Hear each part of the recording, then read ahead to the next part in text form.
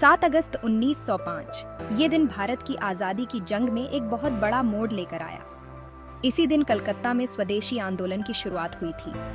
स्वदेशी आंदोलन ने ब्रिटिश सामानों, खासकर कपड़ों का बहिष्कार करने का आह्वान किया।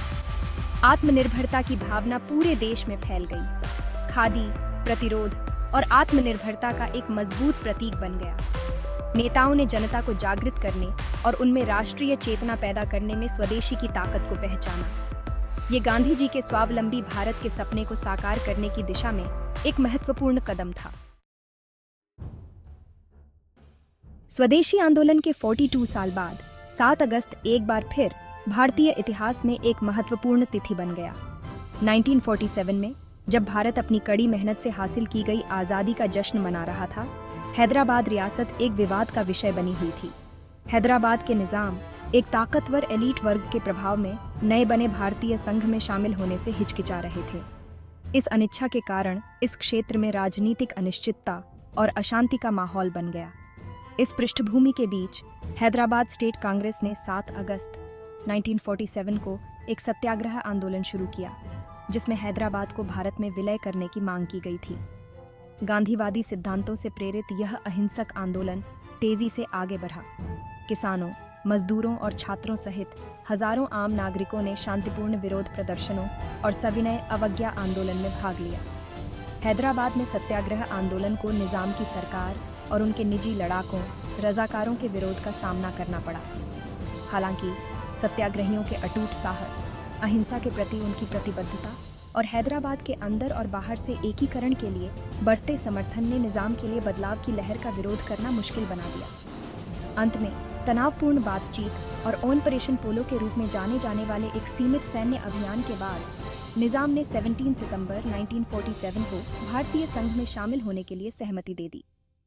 हैदराबाद में सत्याग्रह आंदोलन अहिंसक प्रतिरोध की शक्ति और एक एकीकृत और स्वतंत्र भारत में अटूट विश्वास का प्रमाण है। स्वदेशी की भावना न केवल राजनीतिक और आर्थिक क्षेत्रों में गूंजी, बल्कि कला और संस्कृति के क्षेत्र में भी इसकी गहरी अभिव्यक्ति हुई। अवनींद्रनाथ टैगोर स्वदेशी कलात्मक परंपराओं के प्रबल समर्थक के रूप में उभरे। उन्होंने पारंपरिक भारतीय कला रूपों को पुनर्जीवित करने का प्रयास किया। टैगोर का कलात्मक दर्शन उनके राष्ट्रवादी आदर्शों से गहराई से जुड़ा था। उनका मानना था कि सच्ची कला को एक राष्ट्र की आत्मा को प्रतिबिंबित करना चाहिए। उन्होंने अपने छात्रों को प्राचीन भारतीय भित्ति चित्रों से प्रेरणा लेने के लिए प्रोत्साहित किया। उनकी पेंटिंग्स प्राचीन भारत की भावना को उजागर करती थीं। टैगोर का प्रभाव उनके अपने कला कार्यों से कहीं आगे तक फैला हुआ था। उन्होंने कलाकारों की एक पीढ़ी की कलात्मक संवेदनाओं को आकार देने में महत्वपूर्ण भूमिका निभाई। उन्होंने अपने छात्रों को अपनी सांस्कृतिक विरासत में निहित अपनी अनूठी शैलियों को बनाने के लिए प्रोत्साहित किया। भारतीय कला में उनका योगदान कैनवास से कहीं आगे तक गया। उन्होंने भारत की कलात्मक विरासत पर गर्व की भावना को पुनर्जीवित करने में मदद की। भाग 4, जिन्ना का जाना, एक राष्ट्र का विभाजन।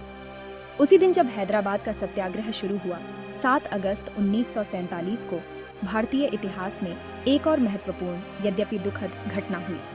मोहम्मद अली जिन्ना, मुस्लिम लीग के नेता और भारत के विभाजन में एक प्रमुख व्यक्ति, नवनिर्मित डोमिनियन ऑफ पाकिस्तान के गवर्नर जनरल के रूप में अपनी भूमिका निभाने के लिए कराची चले गए। जिन्ना का जाना एक अलग मुस्लिम मातृभूमि के लिए एक लंबे और कठिन संघर्ष की परिणति का प्रतीक था। एक ऐसा संघर्ष जिसने भारतीय आबादी को धार्मिक आधार पर गहराई से विभाजित कर दिया था। भारत का विभाजन एक दर्दनाक घटना थी, जिसमें व्यापक हिंसा, विस्थापन और जनहानि हुई थी।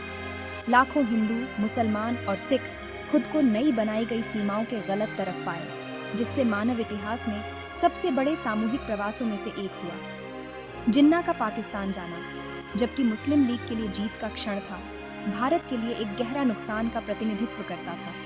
एक ऐसा राष्ट्र जो विभाजन के जख्मों और एक नए भविष्य के निर्माण की चुनौतियों से जूझ रहा था। भाग 5, 7 अगस्त, प्रतिरोध, लचीलापन और परिवर्तन का ताना बाना।